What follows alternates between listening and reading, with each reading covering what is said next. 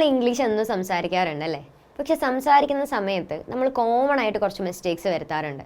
അത്തരം മിസ്റ്റേക്കിൽ പെട്ട ഒന്നാണ് ഞാൻ ഇന്ന് നിങ്ങളുമായിട്ട് ഡിസ്കസ് ചെയ്യുന്നത്. വളരെ സിമ്പിളാണ്. അവൻ അത് ഇഷ്ടമില്ല എന്നെങ്ങനെ നമ്മൾ ഇംഗ്ലീഷിൽ പറയാം? കറക്റ്റ് ഫോം എന്ന് പറയുന്നത് ഞാൻ ലാസ്റ്റ് പറഞ്ഞുതരാം. തെറ്റായ ആൾക്കാർ പറയാറുള്ള ഫോംസ് ഞാൻ ആദ്യം നിങ്ങൾക്ക് പറഞ്ഞുതരാം. ചില ആൾക്കാർ പറയാറുണ്ട് ഹീ ഡോണ്ട് ലൈക്ക് ഇറ്റ് എന്നുള്ളത്. അത് ആക്ച്വലി തെറ്റാണ്. വേറെ ചില ആൾക്കാർ പറയാറുണ്ട് ഹീ ഡോണ്ട് ലൈക്ഡ് ഇറ്റ് എന്നുള്ളത്. അതും തെറ്റാണ്. അപ്പോൾ എന്താണ് കറക്റ്റ് ഫോം? കറക്റ്റ് ഫോം എന്ന് പറയുന്നത് ഹീ ഡസൻറ്റ് ലൈക്ക് ഇറ്റ് എന്നുള്ളതാണ്. അപ്പോൾ എന്തുകൊണ്ടായിരിക്കും ഞാനിവിടെ ഡസ് യൂസ് ചെയ്തത്? നമ്മുടെ സബ്ജക്റ്റ് സിംഗുലർ ആവുന്ന സാഹചര്യങ്ങളിൽ നമ്മൾ എപ്പോഴും ഡസ് വേണം യൂസ് ചെയ്യാൻ. സിംഗുലർ ആയിട്ടുള്ള സബ്ജക്റ്റ് ഏതൊക്കെയാണ്? ഹീ, ഷീ, ഇറ്റ്, അല്ലെങ്കിൽ ഇപ്പോൾ ആമിന, ടോം, ഇതേപോലെയുള്ള ഒരാൾ വരുന്ന സാഹചര്യങ്ങൾക്ക് നമ്മൾ സിംഗുലർ സബ്ജക്റ്റ് എന്നാണ് പറയുന്നത്. അപ്പോൾ അത്തരം സബ്ജക്റ്റുകളുടെ കൂടെ നമ്മൾ എന്ത് വേണം യൂസ് ചെയ്യാൻ? ഡസ് വേണം യൂസ് ചെയ്യാൻ. അപ്പോൾ he doesn't like it. Liked ആണോ, ലൈക്സ് ആണോ, ലൈക്ക് ആണോ? ഡൗട്ടാണല്ലേ? അവിടെ നമ്മൾ എപ്പോഴും യൂസ് ചെയ്യേണ്ടത് ലൈക്കാണ്. അതായത് വളരെ base form of the verb വേണം യൂസ് ചെയ്യാൻ.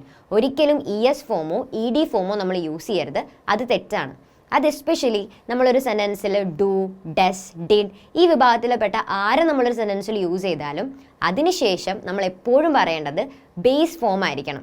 എക്സാമ്പിൾ നോക്കാം. He didn't like it. അവനത് ഇഷ്ടപ്പെട്ടില്ല. He doesn't like it. അത് അവന് ഇഷ്ടമില്ല.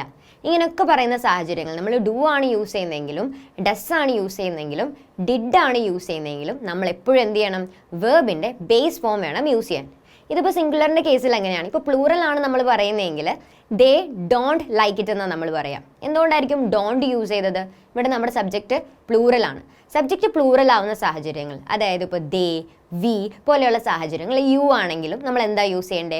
ഡോണ്ട് വേണം യൂസ് ചെയ്യാൻ. ഇവിടെ നമ്മൾ ശ്രദ്ധിക്കേണ്ട ഒരു കാര്യം എന്താണ്? നമ്മൾ ഡോണ്ട് യൂസ് ചെയ്തതിന് ശേഷം നമ്മൾ എപ്പോഴും വെർബിൻ്റെ ബേസ് ഫോം വേണം പറയാൻ. അപ്പോൾ ഇനി മുതൽ കമ്മ്യൂണിക്കേറ്റ് ചെയ്യുന്ന സമയത്ത് എന്ത് ചെയ്യരുത്? കൺഫ്യൂഷൻ ഉണ്ടാവരുത്. എങ്ങനെയാണ് പറയേണ്ടത്? ഒരു എക്സാമ്പിൾ നോക്കിയാലോ. അവനത് ഇഷ്ടമില്ല. He doesn't like it. അവൾക്കത് ഇഷ്ടമില്ല. She doesn't like it. അവർക്കതിഷ്ടമില്ല. They don't like it. അപ്പോൾ ഇനി മുതൽ ഈ മിസ്റ്റേക്സ് വരുത്താതെ കമ്മ്യൂണിക്കേറ്റ് ചെയ്യാൻ വേണ്ടി ശ്രമിക്കുക. Thank you.